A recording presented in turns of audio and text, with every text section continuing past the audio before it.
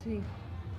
তুমি তো বলেছিলে থাকবে আমার পাশে, মেনে নেবে জীবনে দুঃখ যদি আসে, তবে কেন